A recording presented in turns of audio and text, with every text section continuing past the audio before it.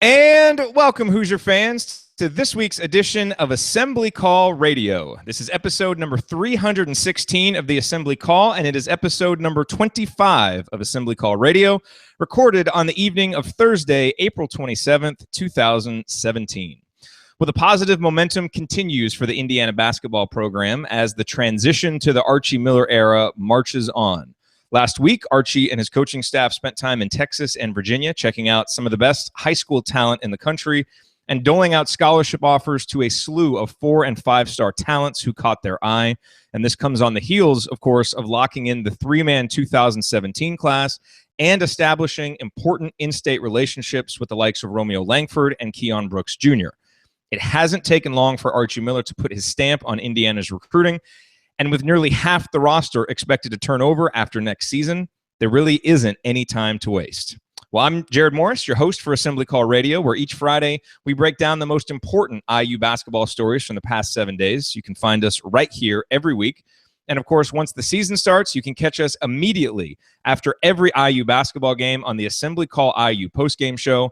Watch us live at assemblycall.com or on YouTube Live and, coming this season, Facebook Live as well. And if you can't catch one of our shows live, no worries. Just search for Assembly Call wherever you listen to podcasts, iTunes, Stitcher, iHeartRadio, SoundCloud, and more, and you will find us. All right, well, let's begin how we always begin, and that is with our Hoosier Proud banner moment. And, you know, the banner moment tonight is going to sound maybe oddly self-referential, but my banner moment actually came during the midweek episode of the Assembly Call that I recorded with Mark Titus, who covers college basketball for The Ringer. You may know him from his Twitter account, Club Trillion, and he, of course, played for Archie Miller when he was an assistant at Ohio State. So Mark really does have a unique insight into what Archie is like as a coach. And I asked Mark what current player he thought would benefit the most by playing for Archie, and his answer really surprised me. He said James Blackman Jr. Now, we don't even know if James is going to return for his senior season, but I will say that the winds seem to be blowing a little bit more in that direction now than they seem to be a few weeks back, and James's return certainly seems more likely now than Thomas Bryant's return. More on that coming up a little bit later. But it was Mark's reasoning why he chose James Blackman Jr. as the answer that was really surprising to me. He said that he thinks James would benefit the most because he thinks Archie could get James to actually buy in on the defensive end. Now, stop and let that thought just sink in for a moment. I mean, James is obviously a spectacular offensive player. If he returns, he's probably the best pure scorer in the conference, one of the best in the country, but all too often as a Hoosier, he's been little more than a matador defensively, save for a few brief moments here and there when he's been really locked in. Now, if those all too rare moments could become more the norm, and if James could become even half the player defensively that he is offensively, he's a potential Big Ten Player of the Year and a possible All-American. Now, that might not be enough to lift Indiana to a Big Ten title or a Final Four in Archie Miller's first season, but it sure would go a long way toward the 2017-18 Indiana Hoosiers maximizing their still considerable potential. And it would completely change the narrative of James' career. We saw it just a couple of seasons ago with Yogi Ferrell after he flirted with leaving school after his junior season and then matured into a superstar as a senior. Who knows? Maybe James Blackman Jr. could author a similar happy ending to his Indiana journey as well. All right, well, let me now introduce my esteemed co-host to my left, ladies and gentlemen. He's a world-renowned bracketologist, the president of the Robert Johnson Fan Club, and the father of 2 remarkable young daughters. He is Andy Bottoms. Andy, what was your Bottoms line from the past week in IU basketball? Well, I don't have a humble brag I can, shoehorn in here like you just did. So I'll steer clear of that and just leave that be your territory, which is really more something that Ryan would do if he was here. So I'm glad you're able to do that since he's not. But I feel like we've talked about this the last few weeks, and it feels like you're waiting for the momentum that has kind of building and seems to be continuing to build to kind of start to wane at some point, and yet it never has. And every week seems to bring something new to get excited about. This week, whether it be some of the items from the recruiting trail or the media availability this week, which I guess is what I'll take, and maybe taking a step a little bit away from Archie Miller in this case. But some of the interviews with the staff, I thought to a man, each of the 3 of them, listening to them talk. You heard a lot of the same points from each person to another, and that kind of focus of everybody moving in the right direction and really kind of really preaching the same values over and over, but in a candid way and in a different way from each of the three, coaches in terms of Tom Ostrom, Bruiser Flint, and Ed Schilling. I thought it just kind of refreshing to hear them all their thoughts about Archie. I think are very reinforcing, to people who are excited about him and just the kind of person he is and the kind of demeanor he has. And I think you can also see how the different experiences that each of those guys have had, they're all very experienced in their own way, will really, kind of help shape the staff and shape the program and make this an interesting and intriguing place for a lot of different kinds of recruits to come. I think you've got the ability to attract different kinds of players from different areas of the country based on the staff that he's been able to put together. And I just came away, really impressed with all those guys and thought it was cool they each had their own chance to kind of answer some of the questions and talk about their philosophy and where they see the program going. So, another of the many reasons to get excited. And if somehow Archie can maintain this level of excitement for the duration of the offseason, it will be like something we've never seen before. But for this week, he managed to do it. So we'll see if we can keep checking the box week after week. Absolutely. All right. And to my right, filling in for Zach and Ryan, the latter who is on NFL draft duty this weekend over at thebiglead.com, is Michael Dugan. Michael is in his second year with the Assembly Call after joining us as a student intern. He's already hosted several post-game shows, as many of you know, and he currently hosts The Hoosier Life, our show about the other 23 IU sports, which you can listen to at thehoosierlife.com. Michael, welcome back to the Assembly Call. What stood out to you this past week? Well, I'm going to kind of go along the same lines that Andy did. There were some quotes from a couple assistants that stood out to me, Ed Schilling and Tom Ostrom specifically. Schilling said, and this is from inside the hall, that high school coaches still have a big impact within the state of Indiana in recruiting decisions that are made. And he says it's not like that everywhere. So I wonder if the pride of the Hoosier State kind of plays into that. And then I read another quote from associate head coach Tom Ostrom, that says when he met with coaches and people and families and players around the state up to this point, he said that he believes most people want IU to do well, want Indiana to do well. So, again, that's talking with recruits. And we know that Archie's philosophy, like he said, wants to be inside out. So a part of me wonders how much of, the want to play for IU, if you grow up in Indiana, people have talked about Tom Crean's ability to get guys within Indiana to come to IU. I wonder how much kind of the Hoosier pride has dwindled, if you will. And I wonder how much that Archie and his staff, especially Ed Schilling, who was born and raised a Hoosier, can kind of not necessarily reinvent that, kind of implement that pride back into these recruits and back into the high school and AAU players within the state, and see if we can get that Hoosier pride up to the point where, again, this is the marquee destination for Hoosiers. And that was not the case for a period of time. But it seems like, just based off what these guys are saying and how they're approaching this recruiting trail, it's looking like we could be very well going down that path again. Absolutely. All righty. Well, we have a jam-packed show for you this week, as we always do. We will start with headlines and talk through the most important headlines from the past week, including Archie Miller's very strong comments on Deron Davis and a recruit's very candid comments about the differences in recruiting style between Archie Miller and his predecessor.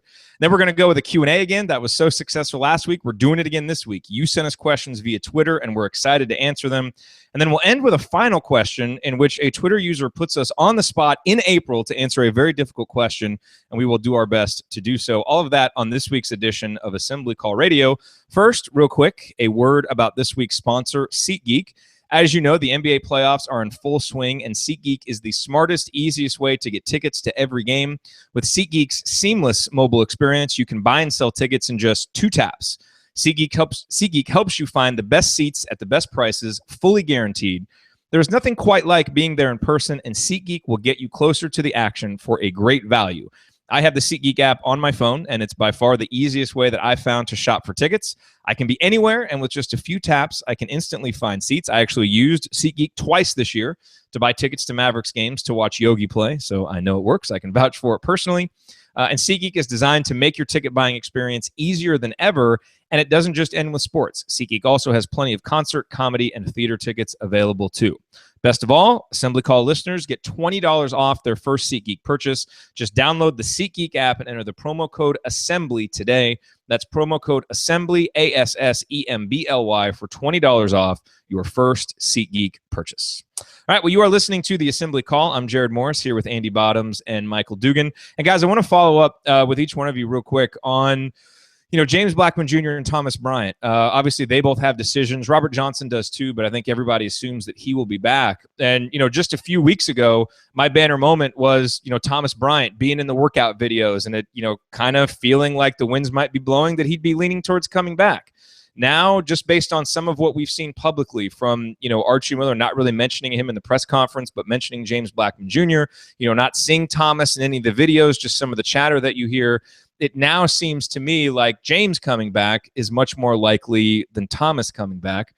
And again, that remains to be seen. The combine invites haven't come out yet. We need to see what all shakes out there. Andy, what's your kind of general feeling like? Did you read anything into Archie's comments? And we'll talk specifically about De'Ron Davis later.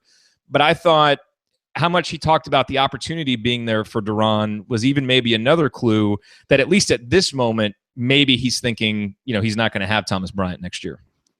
Yeah, it's kind of funny. Everybody's in this situation where they're trying to read between the lines and figure out what's going on. It reminds me of, I think it was a year or two ago, my daughter was at soccer tryouts and sitting there with all the parents, and you're watching like, oh, these kids are on this field, and then they move this kid to this field. It's like, but what does it all mean?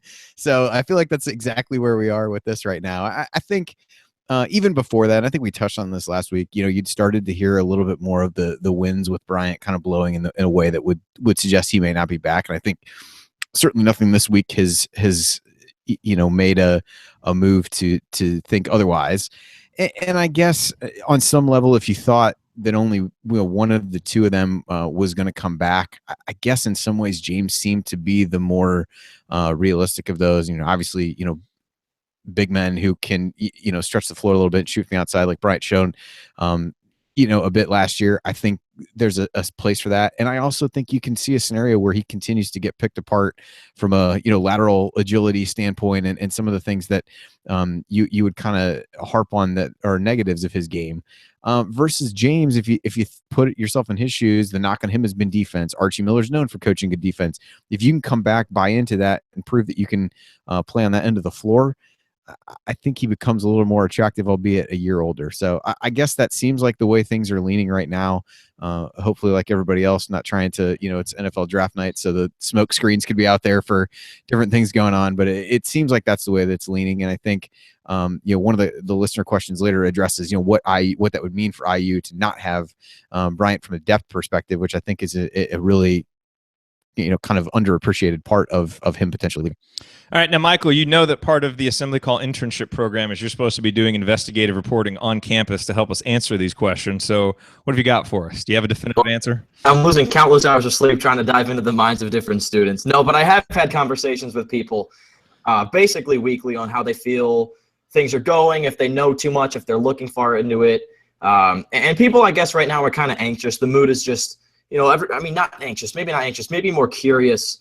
It's kind of a relaxed curiosity, if you will. People aren't, losing their minds, dying to know what's going to happen. I think everybody has a sense of comfort, too. They know Archie Miller is going to win here. I was talking with one of my good friends' dads. He's a huge fan, grew up in Bloomington, lived in Bloomington. He's excited for Archie Miller. He's ready for the season. People, they're just curious to see what's going to happen. In terms of these guys staying, it's a general consensus that I think a lot of the students, and this is just off speculation, they believe that both Blackman and Bryant are going to be going. Again, I don't know who's listening to what, who has insight whatsoever. I personally are with you guys. I think the winds are blowing more that Blackman's going to stay and Thomas is going to go. But again, purely speculation. But in terms of the on-campus vibes, people are ready for next season already. And they're feeling pretty good about Archie Miller, which, at this point, we're kind of waiting for him to give us a reason to not. It seems weird to say that, but everything he's done has been right, from keeping all three commits to stay, and even that letter that he wrote to the second grader, which I thought was awesome. It also shows us that he's not constantly in the film room 24/7, and he does have time to relax, even if for just a minute. But no, the vibe on campus is good. It's certainly different from what it was at the end of February, early March. No, it was awesome, and we'll even forgive him for calling them candy pants instead of candy stripe pants, which I thought was the best little detail about that letter. Can we talk about how it definitely looks like he scribbled that in marker that he took off the whiteboard? Hey, totally okay. We totally give Archie a pass for that. All right. Coming up on the Assembly Call, it's headlines. We will discuss Archie Miller's interesting comments on De'Ron Davis, a recruit's interesting comments about the differences in recruiting philosophy, and much more. Stick with us on the Assembly Call.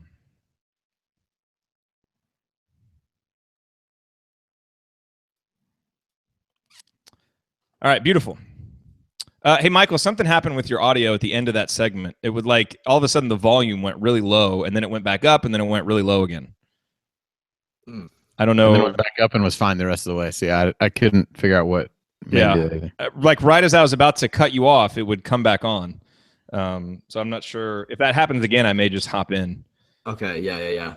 Interesting. Yeah, I'm not sure. I'm not sure what the issue was. Okay, so real quick, Andy, let's do this. Will be special for the YouTube audience because I don't know if we'll have time to get to it, but we've got a couple questions here that I think you need to answer. Okay. So one is from Brian. Way too early prediction on an IU seed for next year. Oh boy. Yeah. 7. 7. Okay, I like it. Does that change at all if Bryant comes back? I assume that means that Bryant and Blackman will be back. Yeah. I'd say 5. Okay. All right. Great guess as anyone. We have no idea who's going to be on what roster.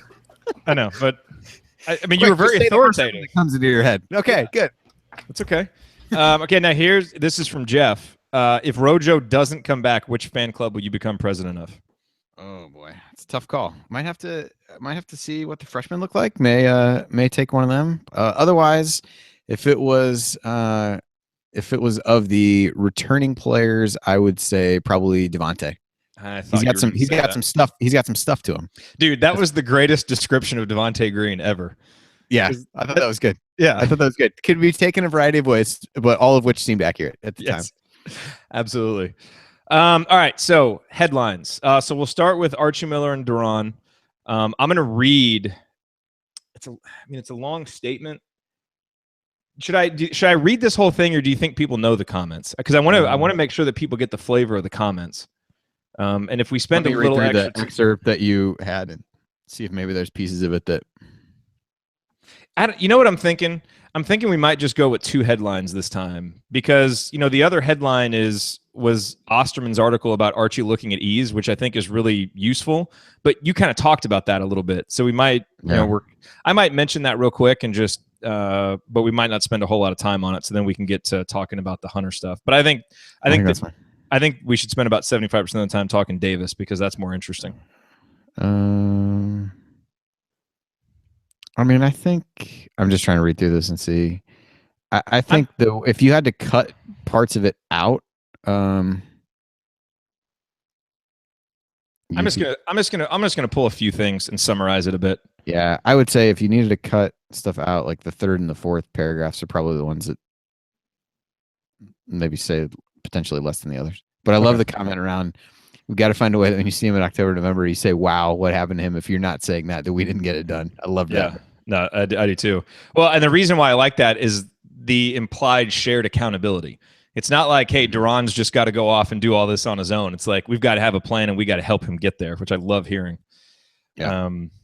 Archie's awesome. Yeah, I think that's fine. I mean, I think if anything, even if we wanted to expand that part a little bit more and not hit that other headline, I mean, we could talk about some of the other comments that he made. I mean, the Devontae thing, I think would be another interesting one.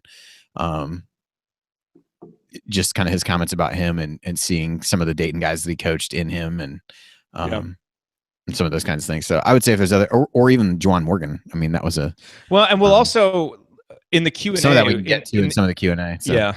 Okay, so let's see where this goes. What we get out of Duran, and then we've got enough questions this week where even if that segment's a little bit longer and the headlines are a little bit shorter than they may have been last week, it's probably still fine.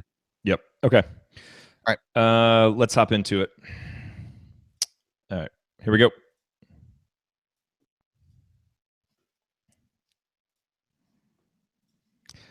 You're listening to the Assembly Call. I'm Jared Morris here talking IU hoops with Andy Bottoms and Michael Dugan, and it is time for headlines. And so let's jump right into what I thought was the biggest headline this week for IU basketball, and that was the comments that Archie Miller made about Duran Davis. These were strong comments, and I'll direct you to Inside the Hall where they have the entire transcript of Archie's comments plus the videos that you can watch.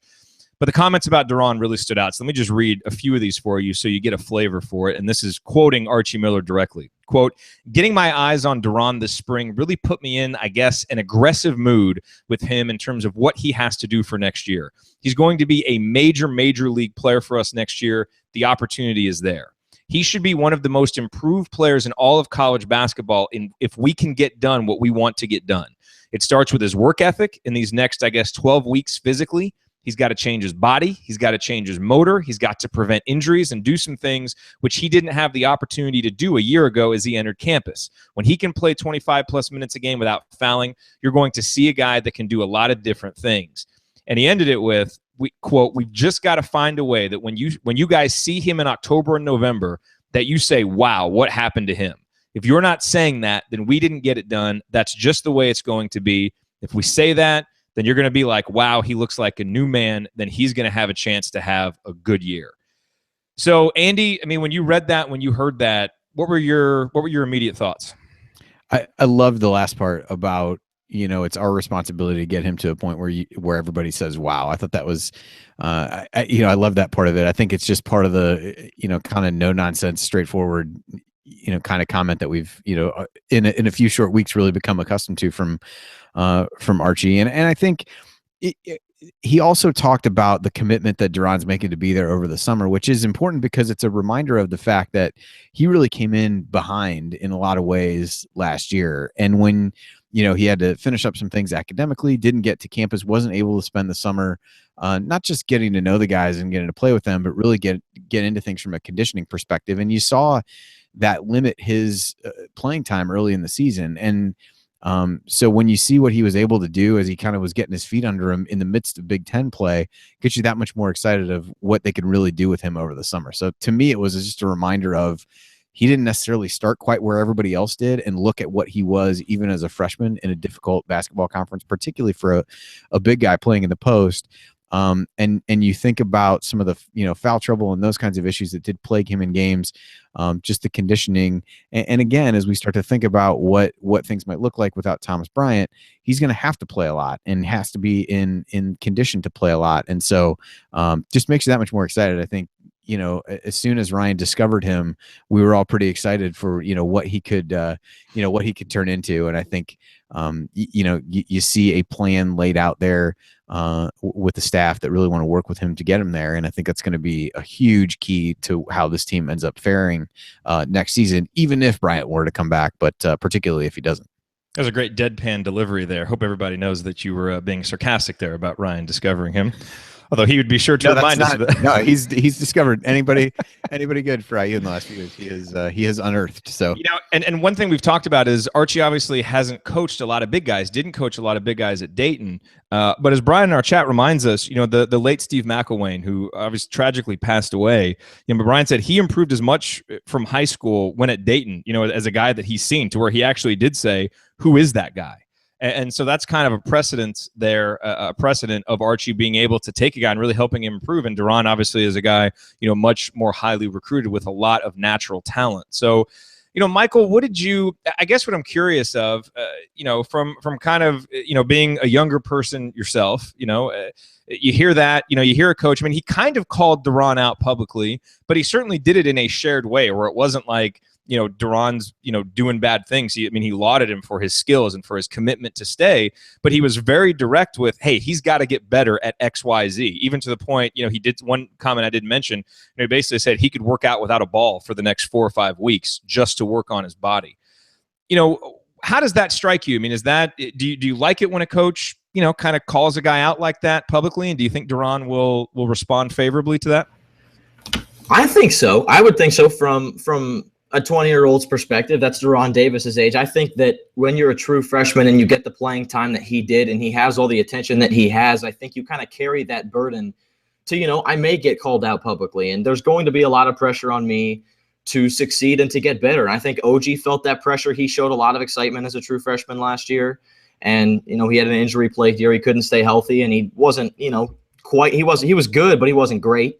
So I think that, as a freshman, if you get all this playing time and you have all these moments, and he was really one of 2 guys that were relatively consistent on a remarkably inconsistent team last year, when you're that and mix that in with being a freshman, I think you kind of have to carry the burden of you may be the target of some public comments, both positive and negative. And I certainly hope that he carries that and kind of owns that and works this offseason, because there is a lot that he can improve on his game. He was good, but you can't plug this guy in and 30 minutes a game, expect him to be as efficient as he was when he played 8, 10, 12 minutes a game. So there's certainly a lot that can be improved upon, but I mean, the starting points are there. He's got to get in the weight room and get more aggressive on his rebounds and whatnot. There's a lot of things that we can kind of nitpick, but to answer your question, I like the public comments. I typically don't read too far into those, whether you're talking about it public or private, but from a college kid's perspective, if your coach, your brand new coach, has that much trust in you to call you out at this point in your career, your young career, to call you out and expect big things, it's got to be a boost of confidence. Man, Michael, I just want to say that's a great word, trust. I agree. I think it does show trust in Duran that he's willing to say that publicly, because he clearly wouldn't say that if he didn't think, that he was going to be able to handle it. So I think that's a great point that you make. Andy, what were you going to say? Sorry. Well, I just think, to me, it goes right along with all the other, just kind of straightforward. There's no facade to what Archie Miller is doing, I think, at any point that's there. And I think he's just putting out there what his expectations are. And I think it's certainly fair for him to have those high expectations and to put him out there for him. I think he's one that's, clearly not going to pull punches. I think it's just another example of that where, this is a guy who I see a lot of potential in, and he needs to work with us. As we kind of talked about off air, there's kind of that shared accountability implied in that, and needs to work with us to be able to reach it. And so I don't see anything wrong with that. I think being able to set those expectations and push people to meet him however he thinks is the right way within a given player is not a bad thing at all, because I think it's as you kind of contrast that with some of the the Crean things about leadership and turnovers and things like that, it just kind of felt like this blanket, I'm throwing out these statements, but it's not really, I don't know. It just felt like an easy thing to throw out, but it wasn't super specific. It wasn't really directed at anybody. And this is very much I expect this of you because you can be this good, and you owe it to yourself and everybody else to make these improvements in yourself and to do this dedication. I think but at the same time was able to praise him for saying, yeah, he's making that commitment by staying here in the summer and all those kinds of things. So I thought it was a little bit of a contrast of, not even calling somebody out, but like a different way to speak publicly about players and what the expectations are, I think, than what we've seen in the past. Yeah, it wasn't wishy-washy at all. He challenged him, and I think obviously we will see, but I think a guy like Duran will respond well to it. You're listening to the Assembly Call. I'm Jared Morris here with Andy Bottoms and Michael Dugan. So that was our first headline. Let's move on to headline number 2, and this comes from the Indianapolis Star, where Zach Osterman gave his impressions of Archie Miller's press conference and said, the good news for IU is that Archie Miller looks at ease, and just talking about the command that Archie seemed to have over the roster and staffing and scheduling and everything. And as he said, what was theoretical a month ago has quickly become reality for Archie Miller. And Andy, you and I were talking about how, in addition to the comments on Duran Davis, he had comments on other players, talked about how Juwan Morgan could really be a special player. And I think his comment specifically about Devontae Green really stuck out to both of us. He said, he's got some stuff about him, which I thought was a great description of Devontae Green. And I kind of get the impression, I feel like Devontae Green is going to be a favorite of Archie Miller's, because I feel like he's going to see a bit of himself in Devontae Green, kind of an undersized, feisty guard, that maybe shoots a little bit better than you expect him to, isn't going to back down, is going to play tough defense. I feel like we're going to see a lot of Devontae on the court, because I think he'll respond to Archie's coaching, and I think those two guys are just going to have kind of a kinship because of how they play. And, so maybe comment generally if you want to on kind of Archie seeming at ease, but also, specifically on this idea of him really seeming to have a good grasp of the roster, because I thought his comments about the individual players that he did speak about were very insightful. Yeah, I think, I think what you said, being able to get a better handle on the current roster probably has led to him being more at ease. I mean, initially he's walking into a scenario where there's a lot of unknowns. And I think it sounds like, he really took the time early on, spent it with the team, getting to know those guys, held true to his, I've got to recruit these guys, you're my guys now mentality. And so I think that has helped him feel at ease, because I think now he understands better, here's what we have, and what we need to get and where we need to go. I think that having a staff in place, kind of having that first, cycle of recruiting and some of that under his belt, where, you've kind of absorbed the first round of these things and been able to spend some time in the gym, which is what he said, where he really loves to be. And so I definitely thought he felt more at ease just because there's, I think for him, a bit more stability or more knowns than unknowns at this point than probably was the case at the beginning. And as far as Devontae goes, I mean, I would agree. He seems like the exact kind of guy that would have really thrived under him at Dayton. And as you said, maybe sees a little bit of himself in him. And I think, Devontae's prior comments, even before he got to IU, before Miller was even there, about wanting to be the best defensive player in the conference and things like that, are certainly, that mentality is going to sit well with what Archie wants to do, and talking about ball pressure and all those kinds of things. And if he's able to provide that, I think that's a really quick open door to a lot of playing time for Devontae on a team that doesn't really have a true point guard. And in fact, he might be the best true point guard that they have. So I think there's a lot of things that point toward him potentially being able to really earn some significant minutes. And we saw, again, similar to Duran, got off to a little bit of a slow start, but really, had some good games in Big Ten play and started to become more comfortable. And I think he's definitely a guy I look for big things from this year. Michael, what jumped out to you? Sorry, having some trouble with the mic there. I think, Jared, we talked about this before the show. Archie's comment on Josh Newkirk said that he has a great character level and is a tremendous worker. And that was just after saying Robert Johnson and James Blackman are some great shooters. He said James Blackman is one of the greatest shooters he's ever been around. So kind of a slap to the face of the shooting ability of Josh Newkirk, but it's no secret that he's not the best shooter in the gym at all times. But he is a great worker, and we saw that last year. I think I said this on the last show during the regular season that I went on. I can't remember what it was, maybe the Northwestern game at home.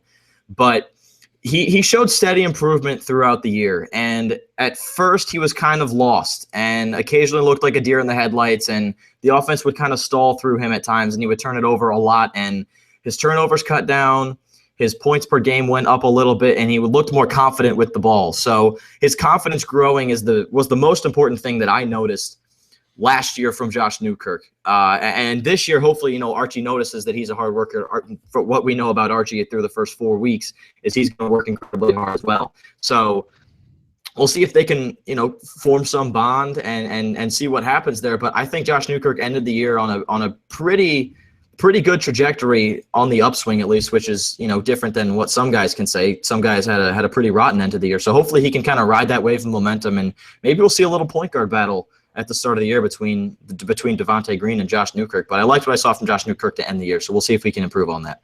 Yeah, it's going to be interesting to see, I think, how the guards develop under a coach who played guard at a high level and maybe understands and can communicate the nuances of guard play perhaps a little better, than the previous coaching staff. And it's not necessarily to knock the previous coaching staff. It's just a reality of, experience that they didn't have. And I think we'll see how that can impact the current guys. Well, quickly here, our third headline, Eric Hunter, a player in the class of 2018 that Indiana is recruiting. He made an interesting comparison between the old and new staffs. He told Inside the Hall, remarking on Archie Miller, he's a serious guy. He won't be like the previous IU staff, kind of wishy-washy. If he likes me, he's going to let me know, and if he doesn't, I'm going to know. And Andy, really, I don't think we need to spend a whole lot of time here, browbeating the old staff. I think we know that there were some issues with recruiting in terms of strategy and commitment and just kind of coherence of what they were doing. But I think what this does more than anything is it's kind of one more piece of evidence of what we've talked about and been so impressed about with Archie, the directness, which clearly the players, the current players have seen and appreciated, and the recruits seem to be responding to as well. And I think that's only going to serve him well in the long run, both with his current team and with the guys that he's trying to attract to Bloomington. Yeah, I would echo the exact same thing. I mean, I've mentioned it a few times in here. He's not pulling any punches. He's going to tell you what he thinks. And I think when you contrast that with some of the, talking about, I think you and Alex talked about this on podcast on the Brink this week, just the kind of approach to recruiting and, handing out scholarship offers and things like that. I mean, he's going to be more selective because he's going to understand and has a clear picture of what he wants, how he sees guys fitting into that. And, I just don't think there's not a salesman aspect of what he's going to be doing from a recruiting standpoint. And maybe some people like that as they get into the process and want to be, really kind of hyped up and all those things by the coach. I think there's also the type of guy who wants what I think Miller is going to provide, which is the directness and the here's how I see you and all those kinds of things. And I like it a lot. I think he's made it clear what his strategy is from a recruiting standpoint. I think his actions since then have backed it up. And I think that level of directness is something that's only going to benefit him. And it may not be for everybody, but I think you're going to be able to weed out pretty quickly who it is and isn't for, and find the type of guys that he really wants to get in. Absolutely. All righty. Well, coming up, we turn our attention to your questions you asked on Twitter and via email, and we will answer a lot of good ones. That's next on the Assembly Call. Stay with us.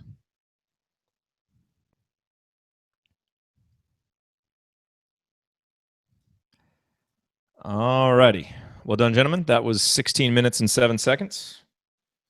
We're already at 31 minutes and 10 seconds, that's actually pretty good because we're going to spend the next 2 segments doing questions. Yeah.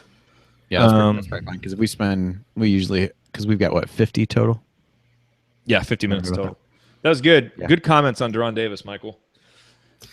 Thank you. That was good. All right, so let's look at these questions real quick. So we'll start with what has impressed you most about Archie's first month on the job. I think we should go through that quickly. I like the question, but we could very easily start repeating ourselves with that one.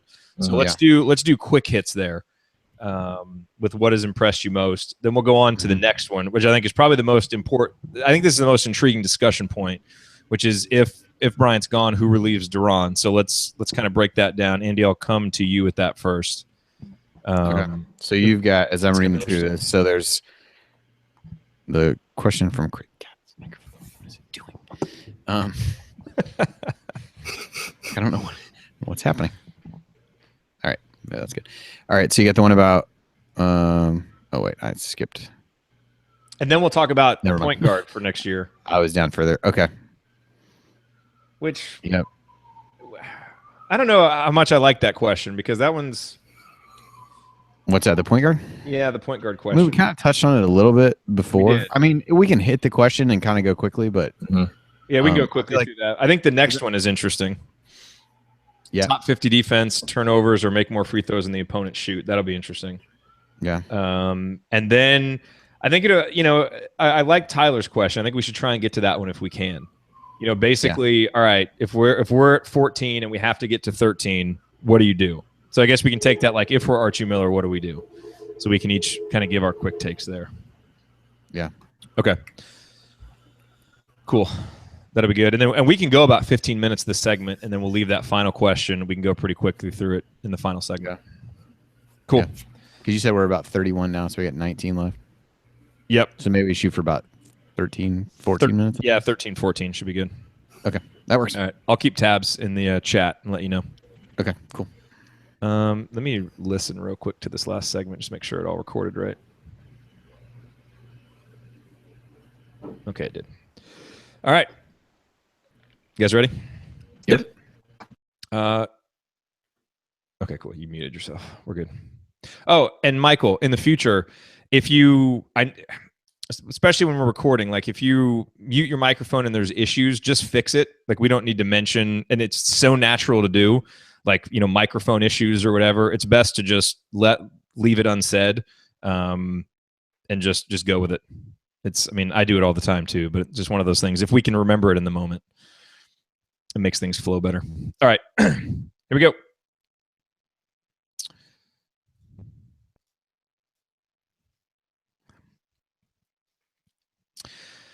You're listening to the Assembly Call. Remember to go to assemblycall.com/join to activate your free membership. You will get our weekly 6-banner Saturday news roundup, plus our world-renowned post-game analysis emails the morning after every IU game once the season starts. You have to be a member to get those. The URL is assemblycall.com/join. I am Jared Morris, here talking IU basketball with my co-host on the Assembly Call, Andy Bottoms, as well as our student intern and the host of The Hoosier Life, Michael Dugan. Go to thehoosierlife.com to listen to that.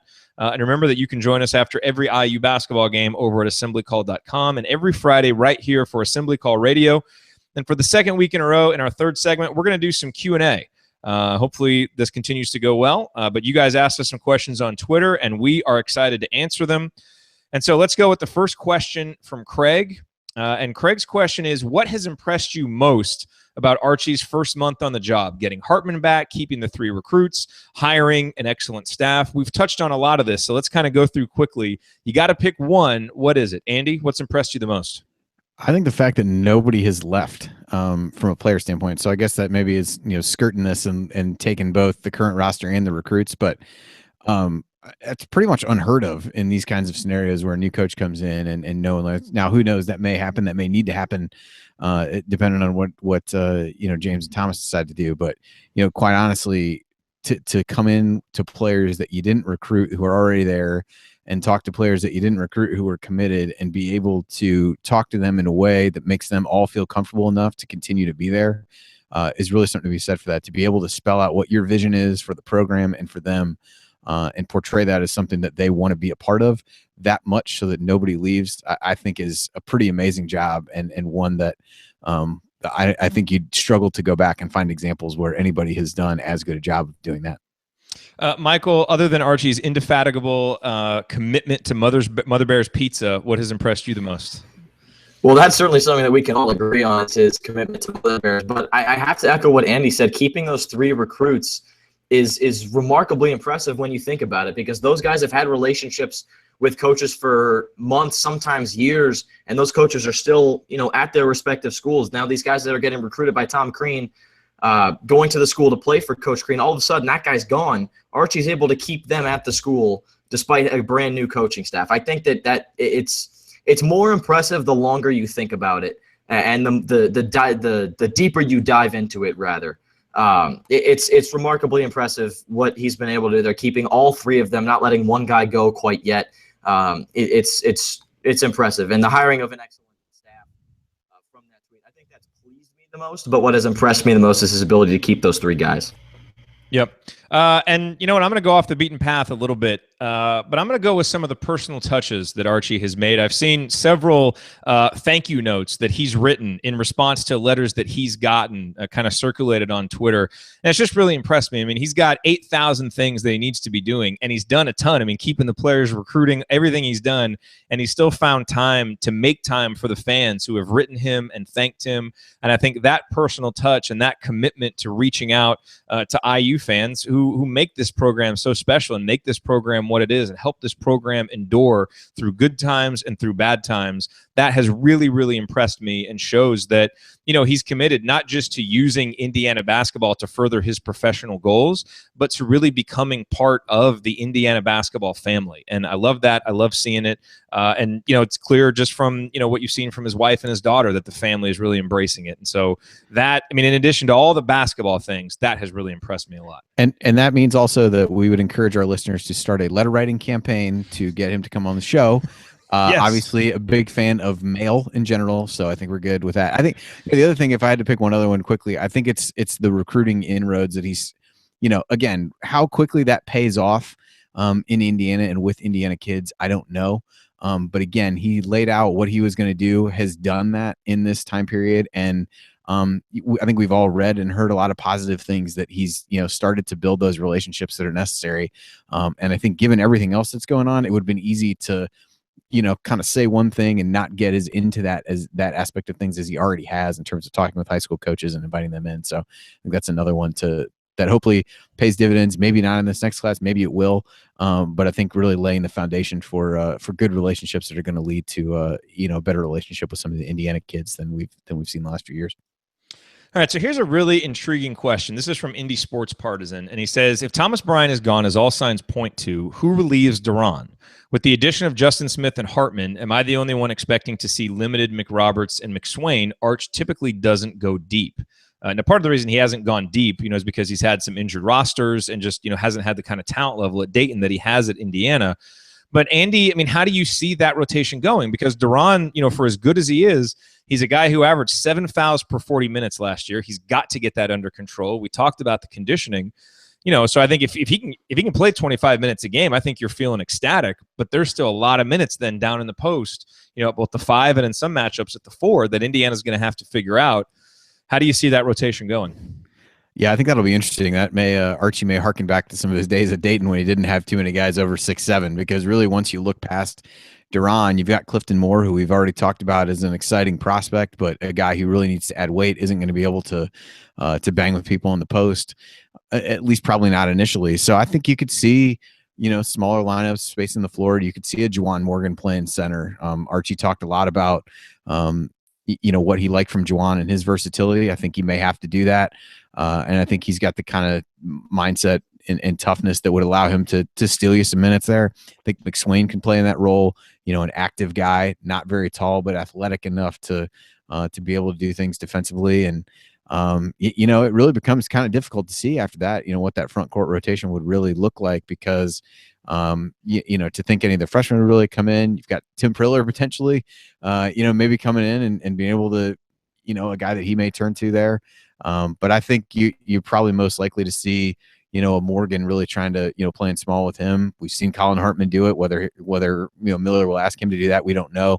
But I think you've got some guys that have shown a willingness to, kind of play against bigger guys and play tough, and hopefully can take advantage of the matchup on the other end offensively, and hopefully schematically on defense, you'd be able to maybe hide them a bit better than they have in the past when they've had to go small against bigger post players. Yeah, I really struggle to see Clifton Moore being able to defend at a high level, as a freshman. But I think to take the one part of this question, seeing limited minutes from McRoberts and McSwain. I don't know on McRoberts, but I feel like McSwain's going to find his way onto the court. He's a tough, gritty guy. He gets offensive rebounds. I don't know that he's going to play 10, 15 minutes a game, but I thought we saw him really understand his role toward the end of last year. And I think he'll find a way to earn consistent minutes, even if it's in, kind of a small scale. But that's a guy who he's got some fouls to use. He's going to get you some offensive rebounds. He's an athlete, and he just does everything right. He works hard. He does, the right things, in practice and off the court. And so I think he'll find a way, Archie will find a way to get him on the court, I think, especially, if Indiana finds itself in positions where Deron Davis is injured, because Freddie McSwain is a guy who plays a little bit bigger than he is, just because of his hustle and his athletic ability. All right, you are listening to the Assembly Column. Jared Morris here with Andy Bottoms and Michael Dugan, answering the questions that you sent us via Twitter. This is from Kevin. Who do we see running Archie's point next year? Newkirk, Green, a committee? Michael, who do you have in the point guard race? You going with your boy Newkirk? I think I have to, just because of the conversation we had earlier and how I felt about him going entering the offseason after this past March.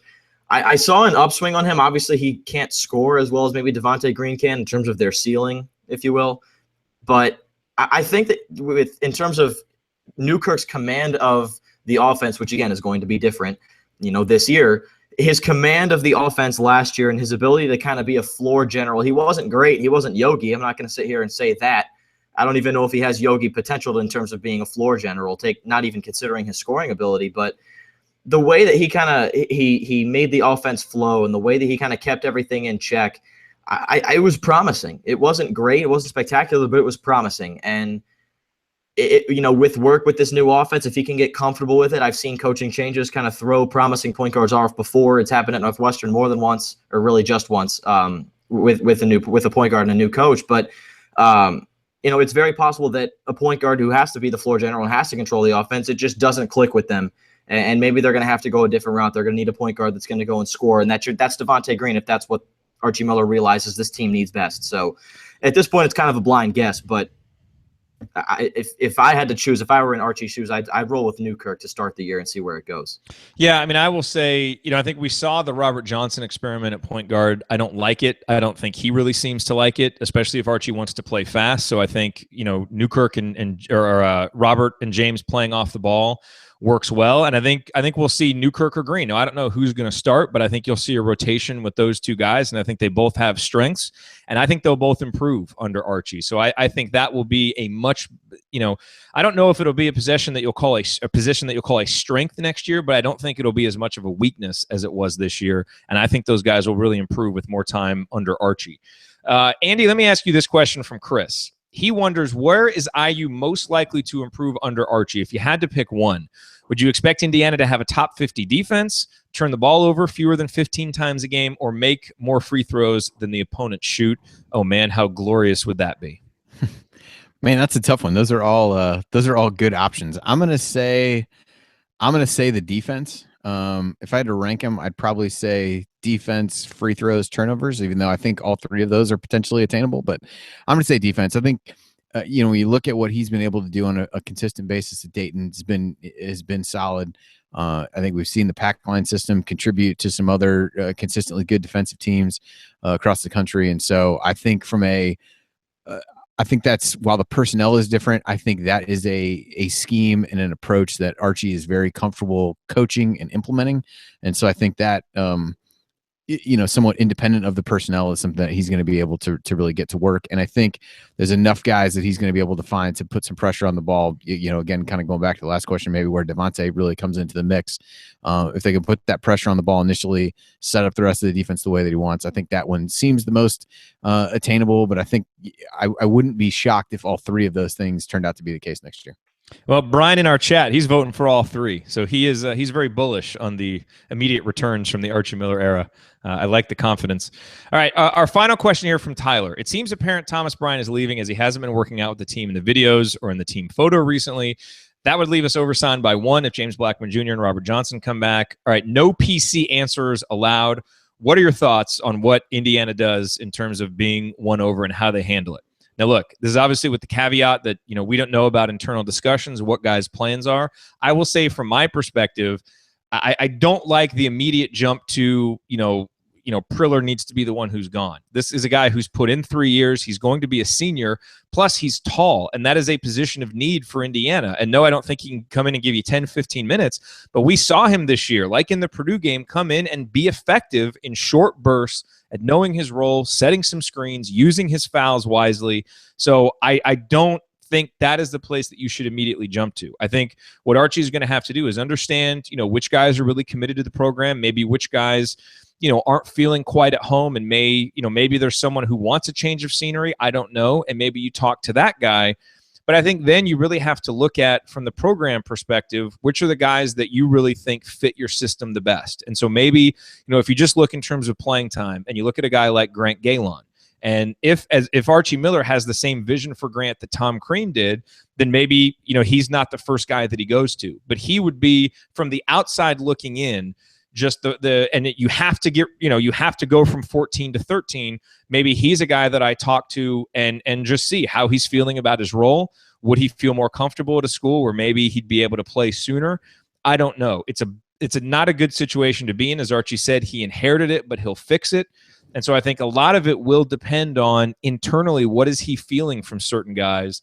But to me, again, just looking at it from the outside, I think maybe Grant Galen, just in terms of what you expect and project from them in the future, might be the guy who seems to fit the least. But that's a decision Archie's going to have to make, and I don't envy him for having to make it. Andy, quickly, do you have any different thoughts there? Yeah, I mean, for me, it becomes difficult. I struggle to see any of the seniors because I don't know that any of them would grad transfer. I don't know if Priller's in that situation. So that would be maybe an option if that was the case. Otherwise, the only other guy that I would throw out is potentially Curtis Jones. I know people made things of Archie not mentioning him specifically there. I don't think we can expect him to go over the whole roster, but he's a guy who was somewhat inconsistent last year.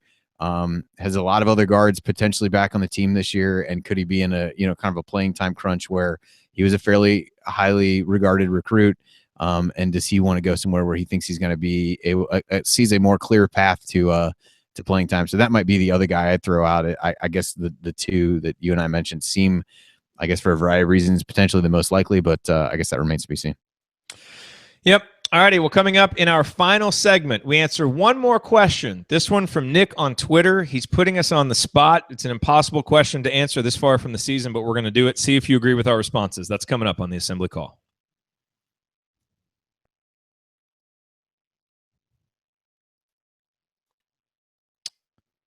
All right. That was 1507.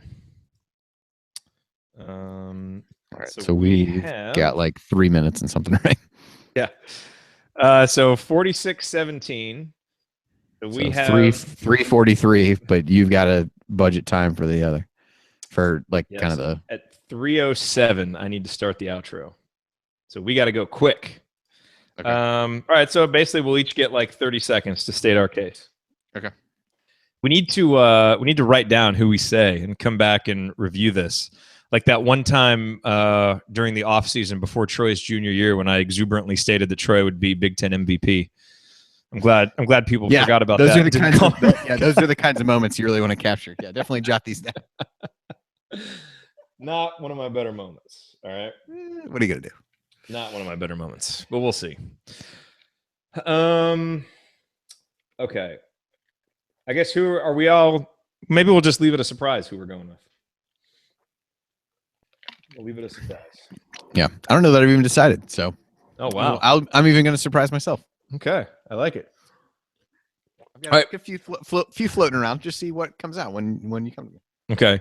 Michael, by the way, we didn't have time to get to it, but did you have any thoughts on that last question? Because we still have the YouTube. Yeah. Oh boy. The fact that there are no PC answers allowed, that kind of threw me off a little bit. It's just so tough for me to envision. I think he just didn't want us to say like we're not going to speculate about that. Yeah. It'll work itself out, which is fair. I mean, it's it's going to have to happen. So it's a tough thing, but you got to pick a name at some point. I'm having trouble genuinely picturing sitting down and telling a kid that has a scholarship, we have to take it away from you. It's awful. It's horrible. I don't know what's going on in Archie's head. I don't know what he sees. And if there is a guy that sticks out that is a big red flag, maybe he won't fit in my system. Obviously that's going to be, the guy he'll probably go with if he's faced with that situation. But I don't think it's accurate to jump immediately to say, oh, it's got to be Priller, because like you said in the Purdue game, he actually showed flashes of, being a guy that can be plugged in certain situations and, be productive. So, I mean, he's a guy that actually did something at the end of the year when a lot of guys, did a lot of harm. He was productive and he was efficient. So I don't think it's going to be him unless Archie just doesn't see it. Again, can't read his mind, but. Yep. All righty. 3 minutes for the last segment. Let's hop into this. Michael, I will come to you first. And then Andy. All right. I'll put the time in the chat just so we know where we're at. Okay. Okay, here we go.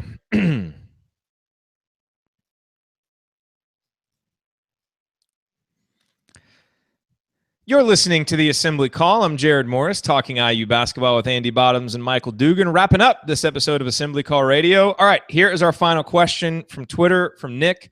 Who will be the MVP of next season's team? A question that we have to answer without even knowing who is going to be on next season's team, but we will never back away from a challenge. So let's do this. Michael, who you got? MVP of next season's team.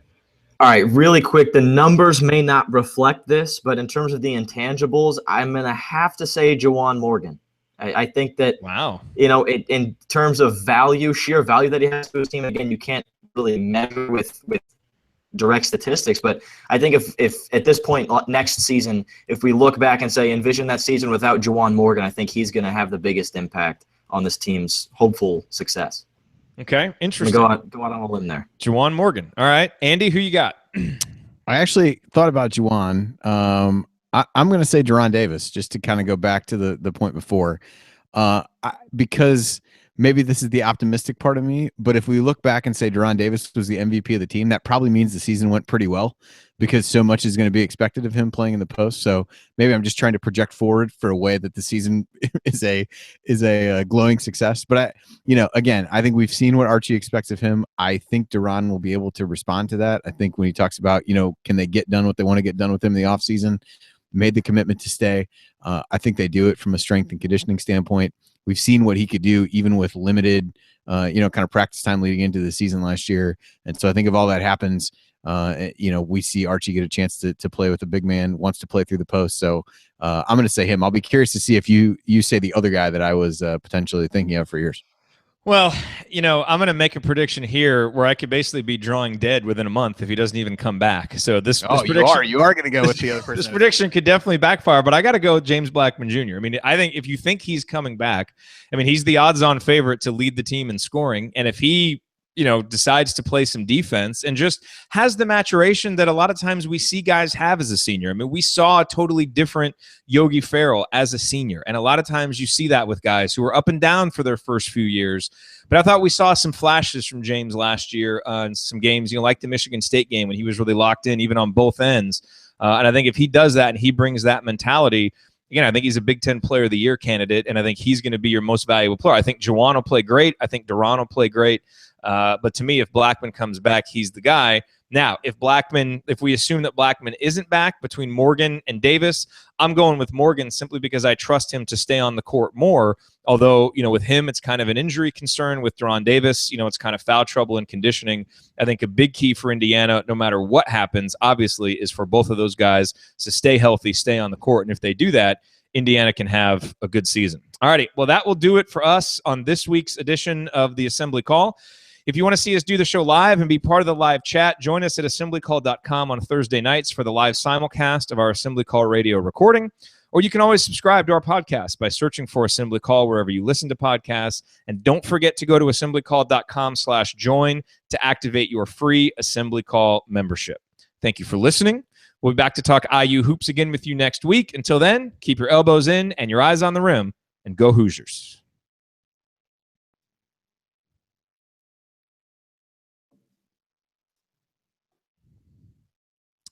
Beautiful.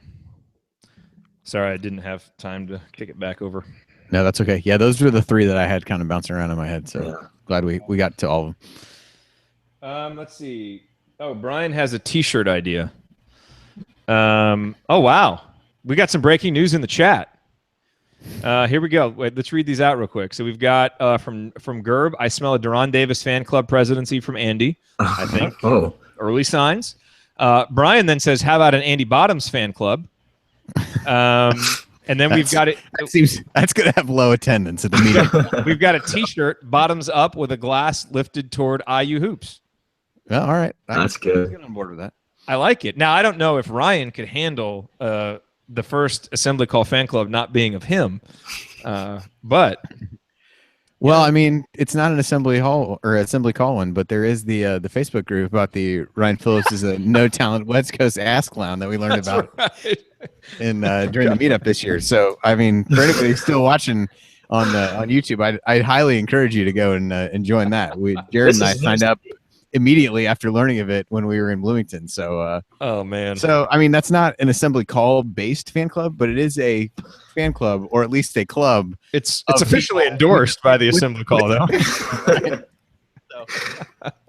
So it's technically he's covered. He's fine. That's true. That is true. All right, good stuff. Michael, how'd you feel? Good. I thought it went well. So I may not be here next week, Andy. Can you host if I'm not around? Yeah, we probably just need to talk about the logistics of recording and all that kind of stuff at some point between now and then. But yeah. Okay. And we'll stick with Skype because you've used Skype and Spreaker, so that should be pretty straightforward for you. All right. Yep. So yeah, we can talk about that sometime between now and then. But yeah, should be fine to do that. And what do you, Michael, for the people still watching, what do you guys have coming up on the Hoosier Life? Let people know why they need to be subscribed to that. Well, I mean, there's only so much IU hoops you can take in.